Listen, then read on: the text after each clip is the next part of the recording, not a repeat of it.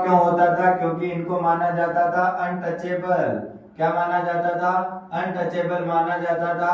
तो भीमराव अम्बेडकर चाहते थे, भीमराव अम्बेडकर चाहते थे, जो भीमराव अम्बेडकर है वो चाह रहे थे कि हाँ इनको दलितों को सेपरेट इलेक्ट्रोड दिया जाए। क्या दिया जाए बेटा?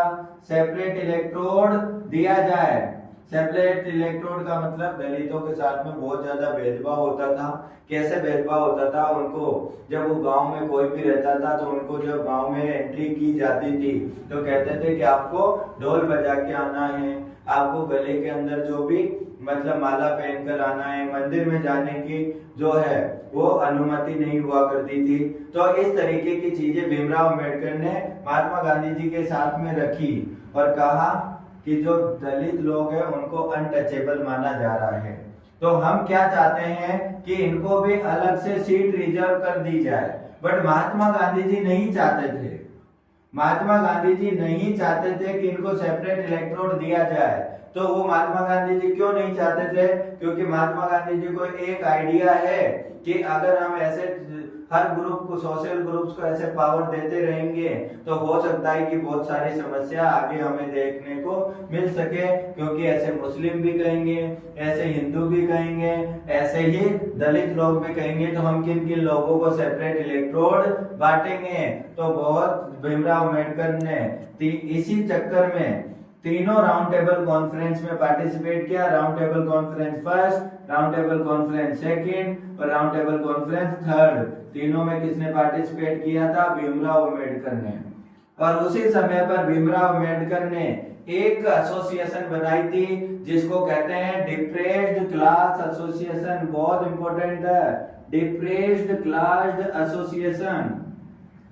डिप्रेस्ड क्लास एसोसिएशन का फॉर्मेशन किसने किया बेटा? डिप्रेस्ड क्लास एसोसिएशन का फॉर्मेशन किया भीमराव अम्बेडकर ने। कब किया? 1930s के आसपास में किया। क्यों किया? क्योंकि इनको माना जाता था अनटचेबल, इनके साथ क्या होता था? भेदभाव होता था। तो ऐसी, और मैंने पहले भी समझाया तुम्हें कि जब महात्मा गांधी जी वहां जा रहे थे लंदन में सेकंड राउंड टेबल कॉन्फ्रेंस में, तो उस टाइम पे भीमराव अम्बेडकर ने महात्मा गांधी जी को समझाया भी था कि आपको नहीं आना है यहाँ पर, कि अंग्रेज हमें पागल बना रहे हैं। फिर वापस जब वहां जाकर महात्मा गांधी जी वापस लौटे तो बहुत ज्यादा निराश होकर लौटे। तो इसी के बाद एक जो है पूना पैक्ट होगा। क्या होगा? पूना पैक्ट पूछा जाता है। पूना पैक्ट, पहली बात तो पूना पैक्ट महात्मा गांधी जी और भीमराव अम्बेडकर के बीच हुआ है। महात्मा गांधी जी और भीमराव अम्बेडकर के बीच कौन सा पैक्ट हुआ है? पूना पैक्ट हुआ है। ये पैक्ट हुआ सितंबर 1932 को। सितंबर 1932 को कौन सा पैक्ट हुआ है?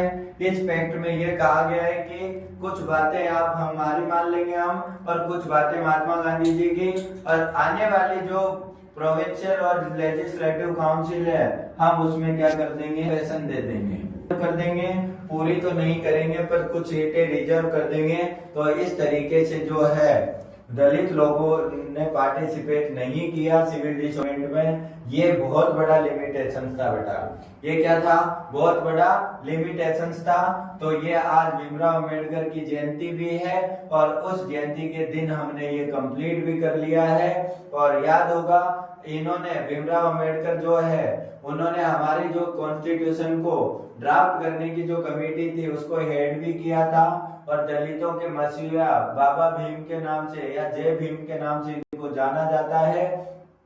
जो जातिवाद, इनजस्टिस इन कास्ट सिस्टम, जातिवाद में जो भेदभाव होता था, जाति के आधार पर जो भेदभाव होता था, उस जाति के आधार भेदभाव को इन्होंने खत्म करने का प्रयास किया है।